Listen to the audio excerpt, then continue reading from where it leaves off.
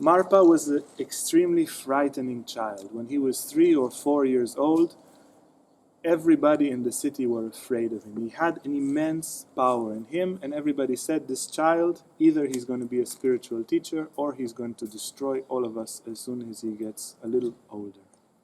It is said that if you see the pictures of Marpa, you will understand.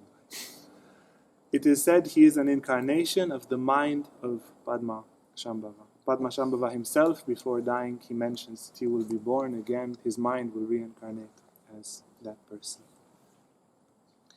He finds some teachers in Tibet, but none of them are great enough, so he travels to India to meet the greatest teacher of the time, Naropa. Now, since Marpa is a reincarnation of Padma Shambhava, he's clean karmically. He's ready, he just receives the teachings. He goes there, Naropa looks at him and says, yes, you have all the credentials, spiritual credentials. He gives him the teachings, and Marpa, the great translator, is also called Marpa the translator, translates all these yogas and brings them to Tibet. And until today, everywhere you study yoga in Tibet, you study by the scriptures that Marpa took from Naropa. Marpa had the feeling that he has to make a lot of money to give to his teacher when he meets him. And he was very powerful, so he made a ton of money, and he came with sacks of gold. He says, when I find Naropa, I will give him the gold, so I'll be worthy for the teachings.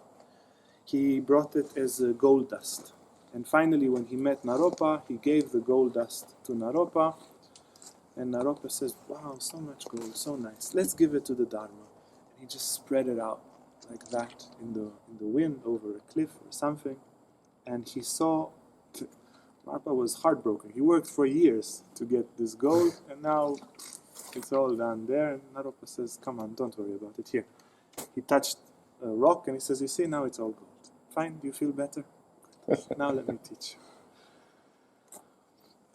Marpa comes back to Tibet, becomes the central teacher, the greatest teacher of Tibet in that time, and he is due to have a disciple which will be even greater than him, even probably the greatest of all the lineage there. It's very rare that a disciple becomes greater than the master, but here, in this case, we find a disciple which is even greater, and he has a very interesting life story.